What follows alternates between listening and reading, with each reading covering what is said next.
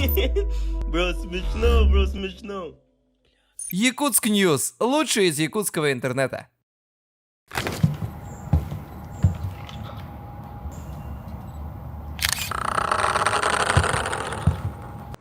Привет! Всем привет, меня зовут Алексей, а это моя супруга Полина. Всем привет! Сколько вы вместе? Так, мы так долго, что мы уже не помним. Мы вместе с 2005 Я года. думаю, что 5-го, да? 2005 года. 2005 года, это 17 лет в ноябре будет. Будет 11 ноября? Да. 11? Точно не знаю. Да, у нас будет годовщина. 17 лет мы вместе, из которых мы женаты 13 лет. 13, да. Хорошо, Счастливой а жизни. у вас есть дети? У тебя есть дети? У нас трое, кажется. У нас трое детей, старшая дочь у нас Милана, ей 6 лет. 7, ей 7 лет. 7.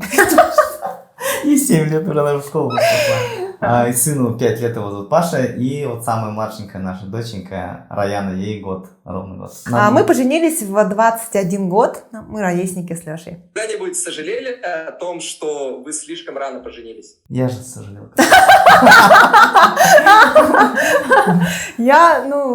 Конечно, у всех пар бывают трудности, но прям именно, что у нас какой-то молодости не было, или что мы там не поморосили в свое время, нет, такого не было. У нас с момента свадьбы до рождения первого ребенка прошло целых 6 лет, и за эти 6 лет нам удалось и поработать, и попутешествовать, и там в клубах потусить. Да, потусили. А ты нормально отжигал. Сегодня вы будете отвечать на вопросы, которые придумали мы. Если кто-то из вас не отвечает на вопрос, сколько вот вы готовы заплатить за самую вкусную порцию бус? Давайте 500 рублей. Если вы не отвечаете на вопрос, каждый пропуск это 500 рублей. Это мало? Он не будет отвечать вообще на вопросы. Кто из вас проиграет, кто больше всего будет пропускать, вот на сумму, которую он проиграет, он дарит подарок нашему подписчику. Офигеть! Хорошо, это мотивация. Мы на все ответим. До 3. До 3? Давай, до 3. До 1, давай. Да. До 3 выберешь все. Давай, да. Раз, два, 3. Yes, я первая. Я не первая. Давайте я первая буду.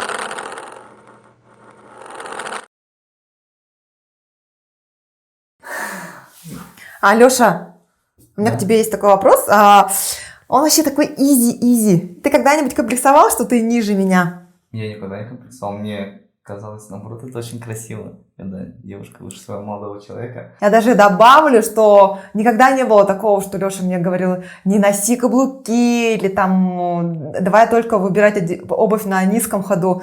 И наоборот, всегда Лешка восхищался высокими девушками, поэтому по этому принципу и выбирал жену. У него вообще великолепная самооценка, вообще проблем нет с самооценкой. Да, что касается меня, вообще, конечно, когда я была маленькой девочкой, в моем подсознании, в сознании было то, что мужчина должен быть выше, но в период, когда мы с Лешей начали встречаться, я помню, смотрела такую телепередачу нехорошую, «Дом-2» она называлась, и там была такая пара Ольга Бузова и Роман Третьяков. И я смотрела на их в пару, и они вот полностью все стереотипы мои разбили, и я подумала, прикольно, если люди любят друг друга, почему бы и нет.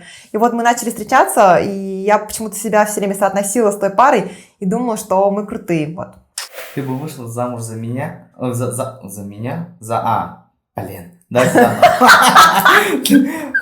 Ты бы вышла за меня замуж, если бы я был бы не бурятом?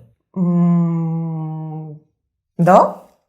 То есть, если бы ты был не бурятом, если бы ты был бы какой-то другой национальности, для меня нет такого понятия, что у меня муж должен был быть только бурятом. Я бы тебя полюбила, потому что ты такой человек. Если мои дети даже скажут, мы хотим выбрать спутника жизни другой национальности, ты же знаешь мой ответ, что я всегда скажу без проблем. Можно я отвечу? Я же должна отвечать, да? В общем, вообще, Леша прожил свое детство, часть детства в Якутии. Вот это поворот! И он жил как раз-таки среди, вообще бурят в его окружении вообще не было. В городе Ленске. Да, он в Ленске жил, там у него одноклассники все были русские, мальчишки и девчонки. И у него тогда в сознании тоже было, что жена, скорее всего, будет русская. И вот он, когда приехал уже в Бурятию, увидел меня, я немножко похожа на метиску, потому что у меня такие большие красивые глаза, светлые волосы. И многие говорят, что я похожа на метиску, хотя чистая бурятка. Родители Леши до сих пор шутят, хотела жениться на русской, почти русская получилась в итоге. У меня абсолютно нет такого стереотипа. Я считаю, что национальность это не главное. Главное, чтобы была любовь между друг другом. Пока никто не дарит нам 500 рублей, нашим подписчикам интересно. Движемся дальше тогда. Мне уже страшно.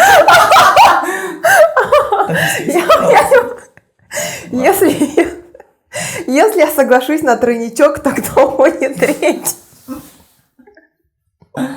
Красивая русская девушка? То есть это мужчина или женщина, да?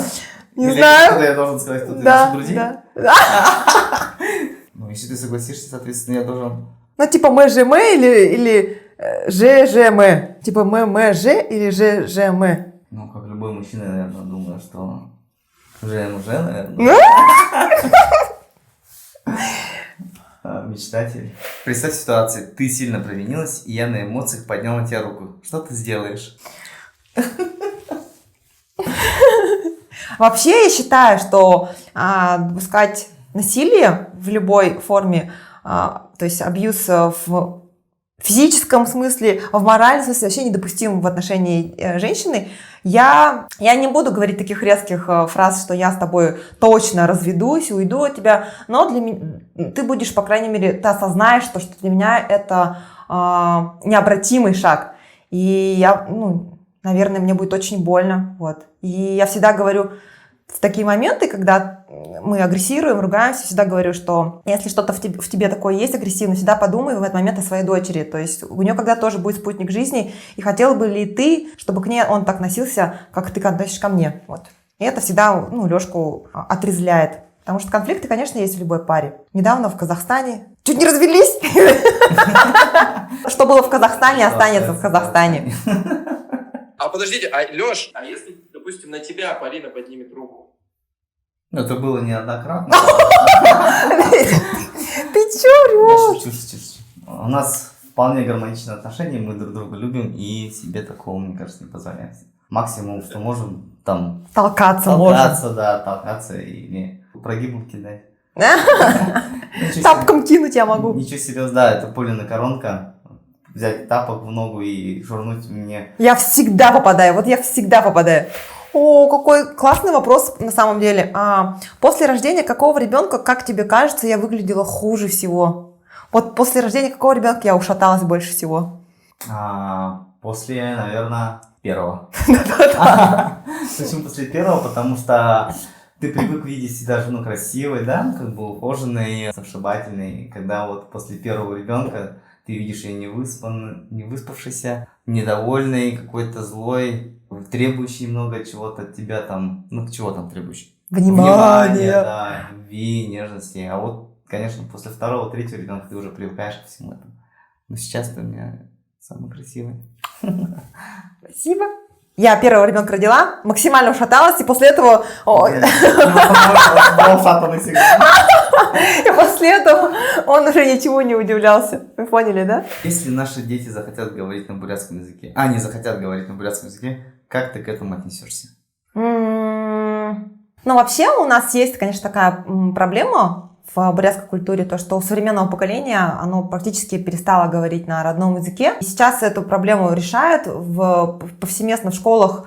Мы выбираем, когда у нас старший ребенок пошел в школу, у нас был такой выбор, какой вы будете изучать родной язык. И это по собственному желанию, то есть часть людей хочет изучать бурятский язык, кто хочет изучать русский. Мы, конечно же, поставили бурятский язык. Мы просто постараемся донести ребенку то, что это его корни, и то, что в любой другой стране, когда ты можешь изъясняться на своем родном языке, это же так классно, это так круто. Вот. Если у тебя есть такая возможность выучить его хотя бы частично, почему бы нет? Я думаю, конечно, стоит обязательно знать свой родной язык, но сейчас такая тенденция идет, то, что язык забывается. Мы, допустим, вот Поля у меня не говорит на родном языке. Я в детстве рос в деревне, как бы, и мне это привили, родной язык, потому что я жил с бабушкой, с дедушкой. Я сейчас сам на нем на языке не разговариваю бурятском, но все понимаю, как бы. Я считаю, что это очень, конечно, плохо, что на данный момент наши дети не знают родного языка. Но мы будем стараться. Я думаю, современная молодежь, которая выросла в городе, практически не знает родного языка, потому что все-таки мы живем в России, и все в основном разговаривает у нас в городе и в республике на русском языке.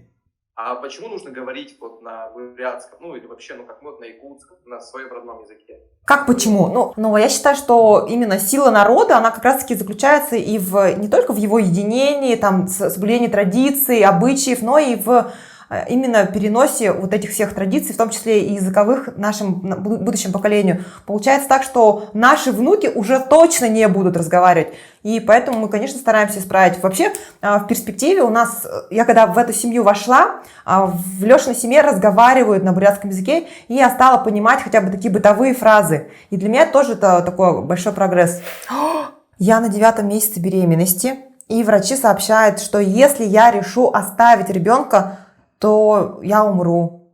Твои действия. Ну, короче, по факту вы заставляете моего мужа ответить, выберет ли он меня или моего будущего ребенка. Красавчики! Ну, конечно, выберу тебя.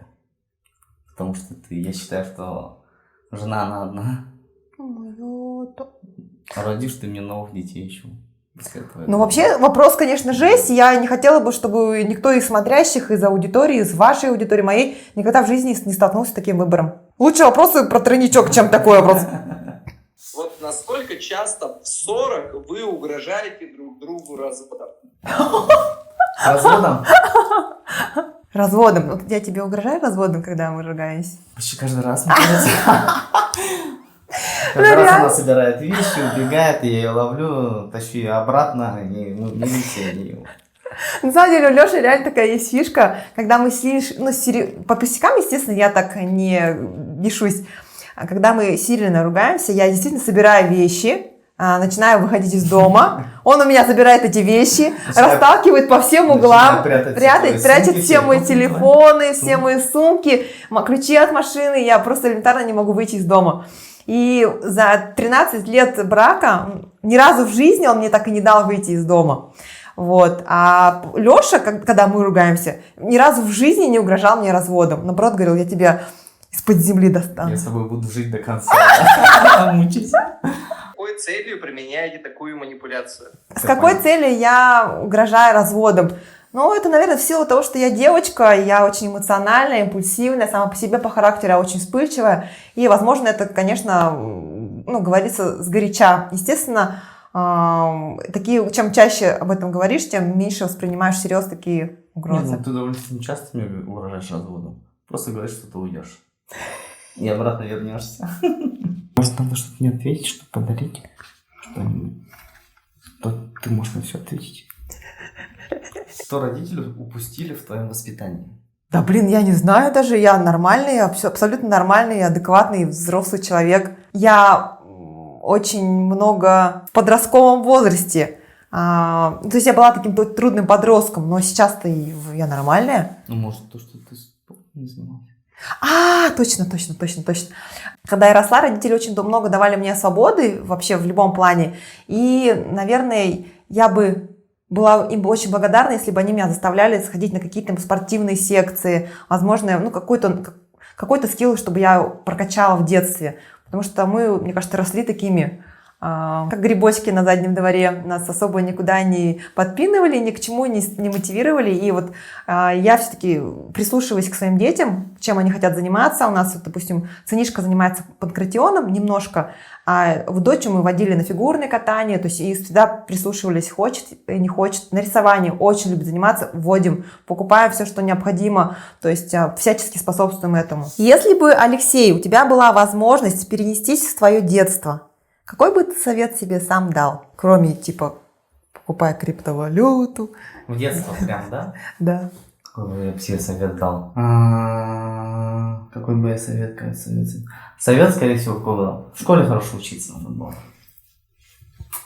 Да, слушать родителей. Родителей я всегда слушался, в принципе. В школе надо было, да, хорошо учиться. Так, на последней партии просидел, можно сказать. Кстати, мы познакомились в школе, учились мы вместе в одной школе, но в параллельных классах. И для меня вот их класс всегда был таким прогульщиков, троечников, вообще таких. Мы всегда, когда классом выезжали куда-то на Байкал, на природу, все время боялись, что они с нами поедут. Потому что их парни все время наших парней обижали. Я бы сама себе такой совет дала бы. Правильно выбирать университет, правильно выбирать будущую профессию. Я вот себе тоже такой совет бы дала бы. Что, профессия недовольна? Ну, да. На ту, которую отучились, да? На то, которой мы отучились, да. Потому что мы были одногруппниками, это экономический факультет. Он ни разу в жизни, к сожалению, нам не пригодился. И более того скажу, что, да, опять-таки, возвращаясь к тему детства, когда я пошла после 11 класса поступать в университет и пришла к родителям спрашивать, ну что, мама с папой, куда идти поступать? На что мне родители сказали, куда хочешь, туда и поступай. И я пошла просто за компанию со своим одноклассником, он поступал на машиностроительный факультет. Я-то подумала, ага, машиностроительный, походу, это про тачки. Я хочу себе тачку, я пойду с ним учиться. И в итоге я практически 1,5 года коту под хвост. Я потом перевелась, начала встречаться с Лешей на 2 курсе, перевелась к нему. И считаю, что 5 лет, просто можно было вычеркнуть из жизни. Ну да. Если твоя лучшая подруга скажет, что я тебе изменил, но я буду отрицать, кому ты поверишь? Мне кажется, я смогу все-таки, во-первых, до правды докопаться. Подожди, смотри, самое интересное.